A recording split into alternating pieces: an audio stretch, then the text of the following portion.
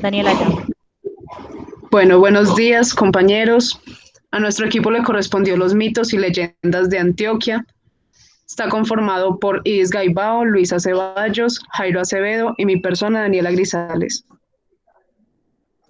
Bueno, en relación a la cosmogonía, en Colombia existen un sinnúmero de manifestaciones culturales que expresan la variedad étnica, religiosa, de costumbres, tradiciones y formas de vida de su población, así como su riqueza natural y diversidad de climas, geografías y paisajes.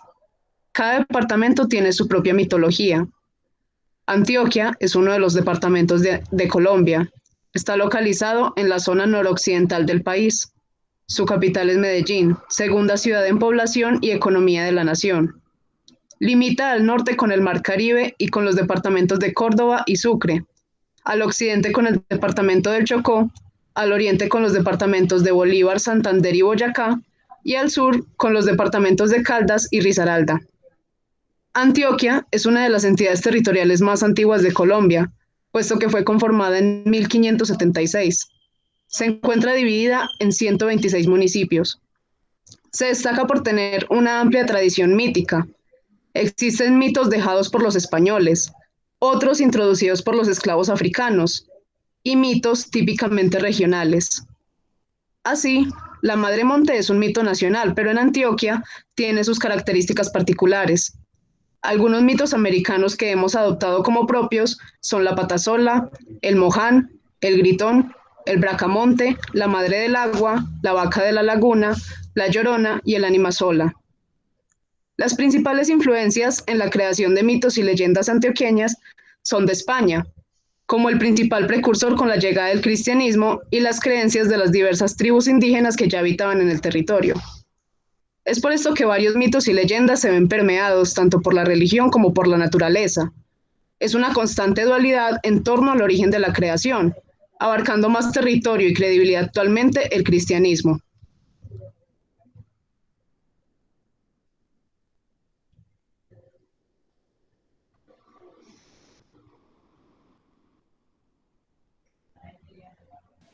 Acá hablamos de mitos y leyendas, de cual nos permite conocer un poco de las leyendas y los mitos que se asemejaban en el país y en el departamento de Antioquia, del cual el mito es una historia o una narración de seres que encantaban de forma simbólica a la fuerza de la naturaleza. En los mitos son poco creíbles porque somos personas que no vimos las cosas a ciencia cierta de cómo pasaron, de cómo se presentaron. En las leyendas son historias creíbles de cómo pasaron las cosas a nivel Antioquia, a nivel del departamento, a nivel nacional. Con esto buscamos de que las personas anteriormente buscaban la forma de cuidar en relación su naturaleza y las tradiciones que se vivían durante su época de la reserva de la naturaleza. La forma más adecuada de las semejanzas que debemos concluir en esta situación es que, por ejemplo, el hombre anteriormente, ¿cierto? Se ensañaba con estas leyendas de cómo la Madre Monte, el Moán, o entre otras, de la forma de cómo nosotros podíamos contraer el cuidado y la creación de todas estas cosas.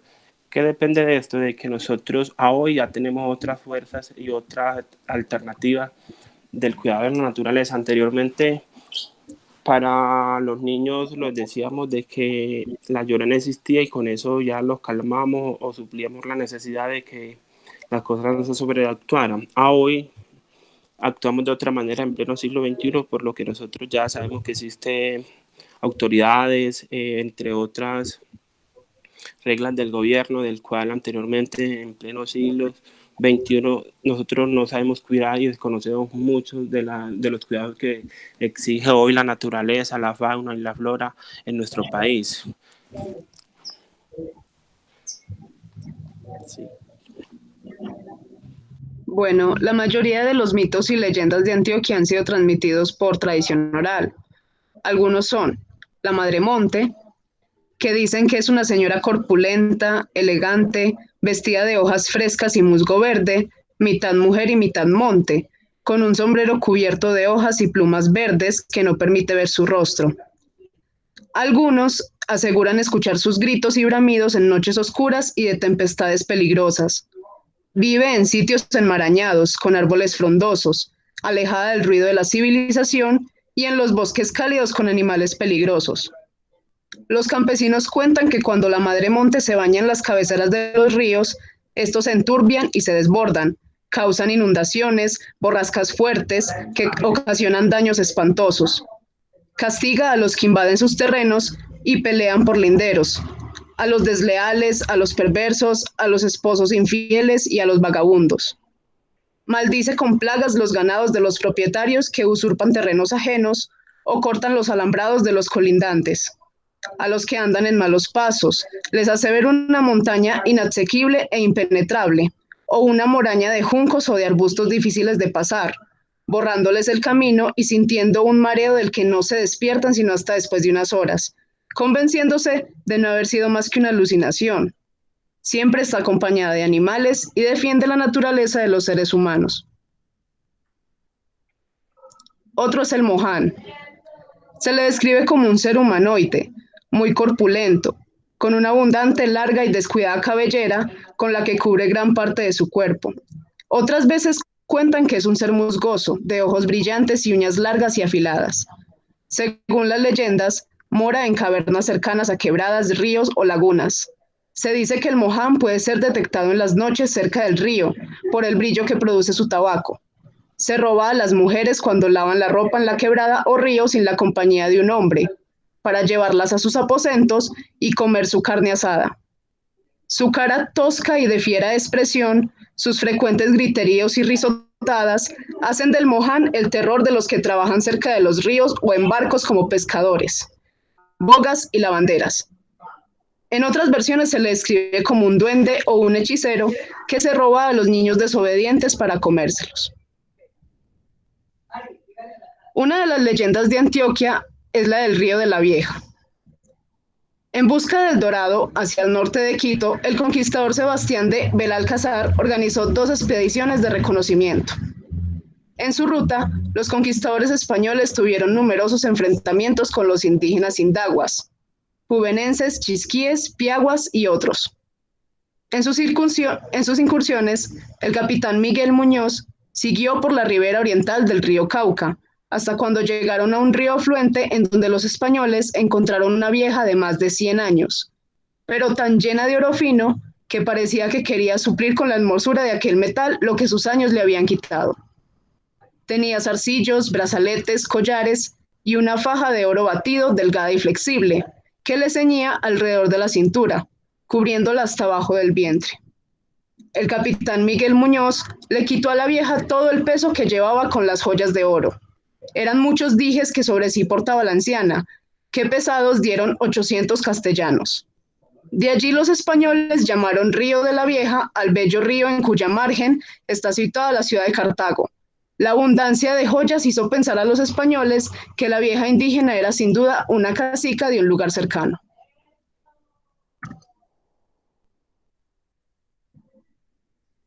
Bueno, el ánima sola. También se conoce como ánima errante o ánima del Calvario. Se dice que este relato inició en épocas de Cristo. Se menciona en un apartado sobre la sed de Cristo, en la Sagrada Escritura. Según el relato, en Jerusalén se acostumbraban que las mujeres dieran de beber agua a los sacrificados en la cruz. La joven estuvo encomendada esa tarde del Viernes Santo a darle agua, pero solo le dio a Dimas y a Gestas, y se negó a darle a Jesús. Por esa razón, se le condenó a sufrir de sed y el calor constante entre las llamas del purgatorio, y desde entonces el cántaro se vació sin poder nunca ser llenado. Otra versión se dice que Jesucristo iba caminando al monte del Calvario cargando la cruz. Cuando cayó frente a la casa de una mujer, él le pidió agua para poder continuar, pero en vez de agua, esa le dio vinagre, provocando risa pues a todos. Después Jesús la miró pues con compasión, pero la maldición llegó después del cielo en forma de rayo, haciéndola arder. Después San Miguel Arcángel le colocó unos grilletes con pesadas cadenas, condenándola a penar por la eternidad. Entonces, el ánima sola quedó descrita como una mujer joven, de larga cabellera, encadenada y cubierta por las llamas del purgatorio, condenada a ser errante y atormentada. Se dice que todo el sufrimiento que se ha pagado le han servido para purificar su alma y tener la capacidad de hacer milagros. Se dice que es invocada tanto para el bien como para el mal. Los devotos le rezan y encienden luces para disminuir sus penas y le piden varios favores. Otros, en cambio, la invocan con oraciones satánicas para hacer el mal. Bueno, otros, por el contrario, solo buscan favores y protección. Entonces, estos deben cumplir sus promesas al pie de la letra, tal cual como lo ofrecieron. Si no, esa se vengará a través de un tenebroso encuentro. Se dice que cuando los castigan, los deja sin hablar durante días, incapaces de reponerse del susto de verla. Envuelta en llamas, los días del ánima salen especialmente el Viernes Santo y el Día de los Difuntos. Pásala, Dani, por favor. Bueno, la pata sola. Según el mito, es el alma en pena de una mujer infiel que deshonró a sus hijos y nunca supo valorar a su esposo ni amarlo. Se dice que tiene que ver con una traición amorosa, pues cuentan que una bella mujer estaba casada con un campesino muy trabajador que se la pasaba vendiendo en las cosechas de su patrón. Entonces la esposa del arrendatario tenía pues 3 hijos. Aprovechando la ausencia del campesino, el patrón le coqueteaba a la bella mujer y ella pues no le era indiferente a sus piropos y regalos. Los vecinos se dieron cuenta y un día le contaron al marido. A la mañana pues siguiente el campesino decidió hacer como si fuera a vender sus cosechas, pero se quedó pues cerca de la casa y al anochecer entró súbitamente y encontró a los amantes abrazados en la cama. Lleno de ira, el campesino cogió pues a la mujer a machete con mucha furia y se arrojó sobre ellos y le cortó la cabeza con un machetazo al patrón. La mujer, entre sorprendida y horrorizada, quiso salir huyendo, pero él enfurecido le dio un machetazo y le cortó una de sus piernas, causándole la muerte. El patrón y la mujer del arrendatario murieron casi a la misma hora. El campesino, sin pensarlo 2 veces, le prendió fuego al rancho en donde vivía y fue arrestado. Fue sentenciado a 2 años, pero después se llevó a sus hijos y se fueron pues de la región muy tristes y nunca pues regresaron. Al atardecer, el alma de la pata sola se dirigió al rancho saltando con la dificultad pues en una sola pata y viendo los frutos de su engaño. Una vez en una mezcla de arrepentimiento y furia, se convirtió en una hermosa mujer, o sea, pasó de una hermosa mujer a un monstruo malvado y horroroso que lanza tenebrosos gritos. Las personas aseguran haber visto su ánima saltando en una sola pata por sierras, cañadas y caminos, destilando sangre y dando gritos lastimeros. Se les aparece como una hermosa mujer para después traerlos y enamorarlos. Luego los lleva a la oscuridad del bosque, en donde se transforma en una horrible mujer con ojos de fuego, boca muy grande y dientes felinos. Se lanza sobre su víctima y le chupa la sangre y tritura los huesos con sus colmillos. Y en medio de una nube mortecina desaparece con su presa. La pasa, por favor.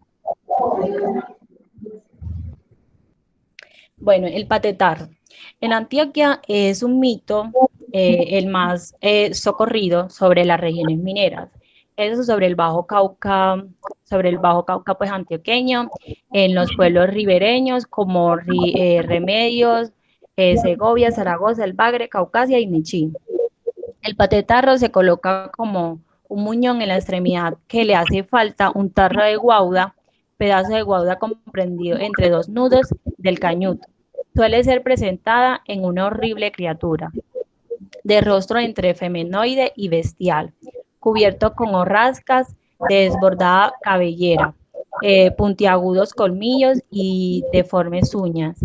Tiene el hábito de bajar de las montañas a los pueblos de las zonas mineras a altas horas de la noche para espantar pues a, a estos campesinos, a estos del pueblo, con gritos y carcajadas. A los mineros a quienes sorprende por las desiertas calles de sus poblados o de improvisos en sus humildes habitaciones o en los sobocos pues, de las minas. Los mineros creen que pues es el guardián del oro y que por eso los ataca. Ya.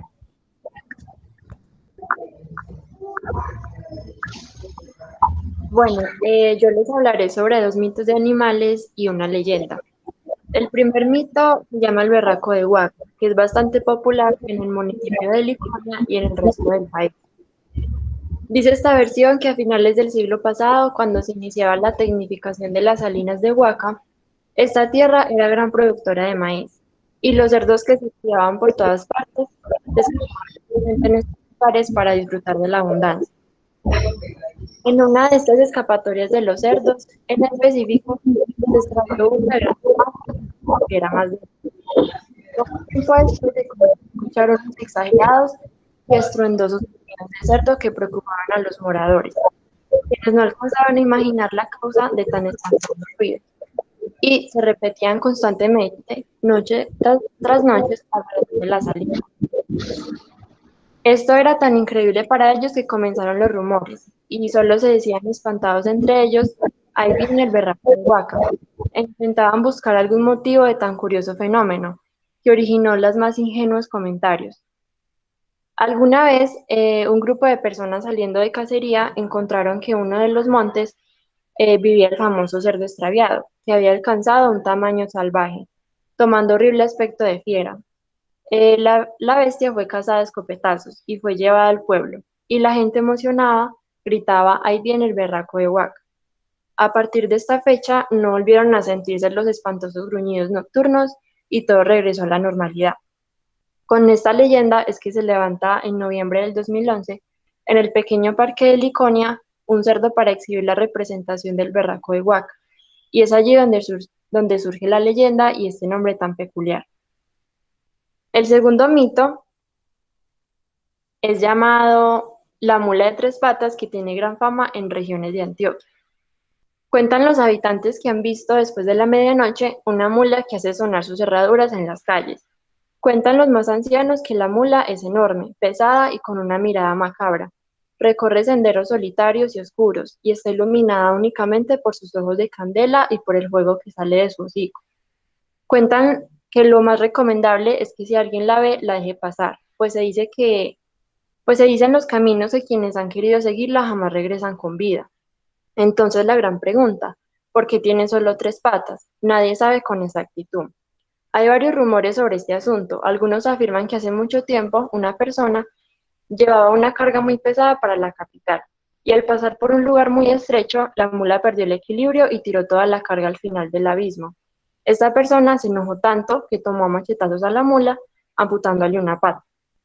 Otra versión diferente que se logra escuchar es que un día un hombre y su mula fueron atacados por perros furiosos. La mula, al intentar espantarlos, pues un perro logró darle un mordisco arrancándole una pata.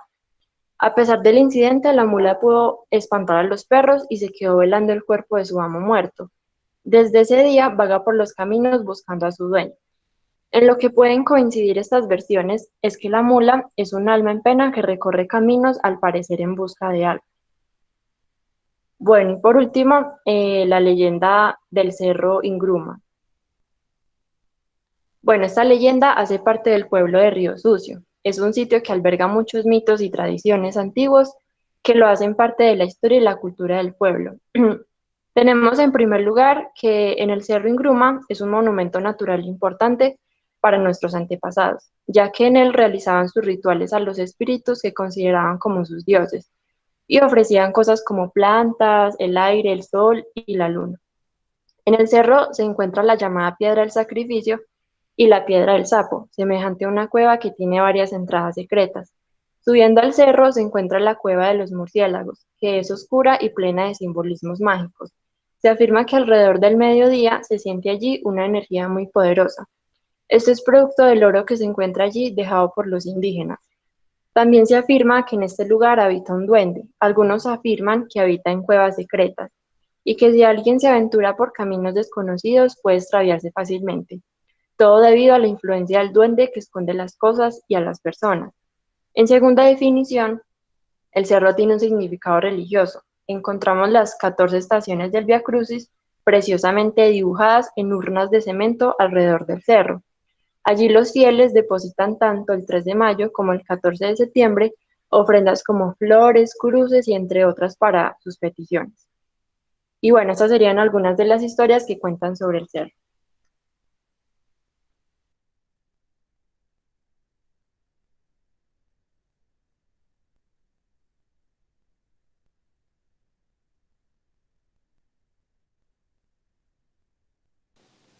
Acá hablamos de la Llorona. Se dice de la Llorona que en este mito que era una alma en penas, ¿cierto? Que ahogó a sus hijos y andaba deambulante por las calles y maldecía a todo el mundo. Se dice de este mito también que es una tímida mujer que trasnochaba en las ciudades, pueblos, por lo que salía a gritar por las noches y se presume que la historia viene de la viuda desconocida doña Juliana de Castillas. Se dice de esta madre monte que se describe como una mujer de largo cabello, de rostro horrible y de brazos largos en los cuales se sostiene de su pequeño. Es tímida por sus trasnochadores y caminantes, por lo que lamentan que se persigue. Sale por las noches en lugares solitarios y en busca de personas para asustarlas. La Madre Monte fue una viuda del cual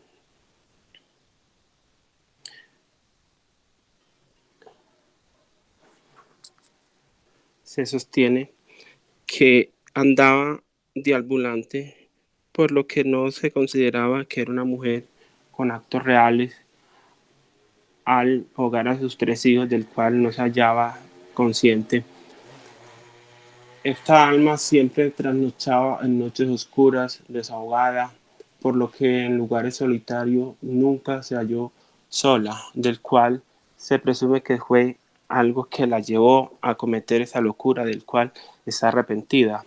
La Llorona, como se dijo, fue traído una historia de España, del cual fueron lugares que coincidían con la historia de la viuda, del cual que era doña Juana de Castillo, que andaba deambulante de brazo en brazo, a lo largo de sus cuales se sostiene que era de pequeños y largos rasgos.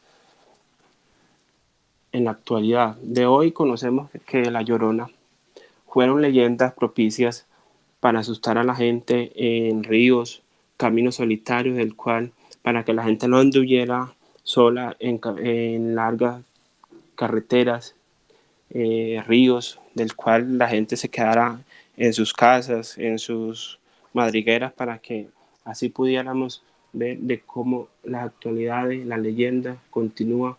Y hoy vemos que en estas cosas nosotros podemos deducir de que nosotros debemos de cuidar de nuestros hijos y de nuestros seres queridos. Dale, por favor.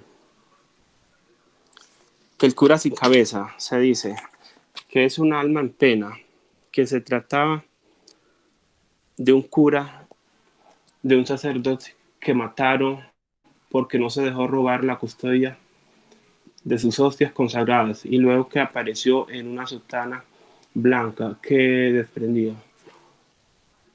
Muy desde la época colonial, la mayoría de los cronistas se referían a un cura de fraile que parecía que era mediante la noche y que el cual amanecía en las ciudades afirmando que era un padre de Serna, fundador del convenio de las franciscanos.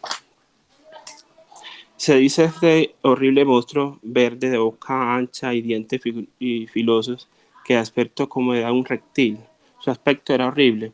¿Cuál era el objetivo de este horrible ser? Asustar a los niños que comían en cantidades alarmantes, del cual se dice que se trataba que de esta alma en pena que andaba deambulante en pueblos, calles, carreteras, para así asustar a todo aquel que se encontraba y más que todo a los niños.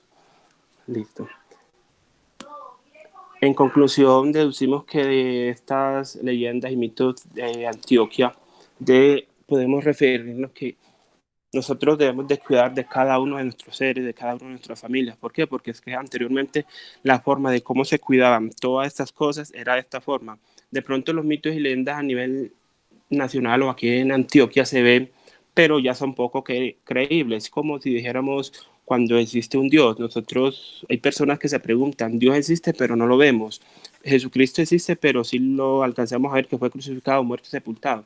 De esta forma nosotros deducimos de que nosotros, la forma más adecuada de cuidar el medio ambiente, de cuidarnos a nosotros mismos es ¿cuál?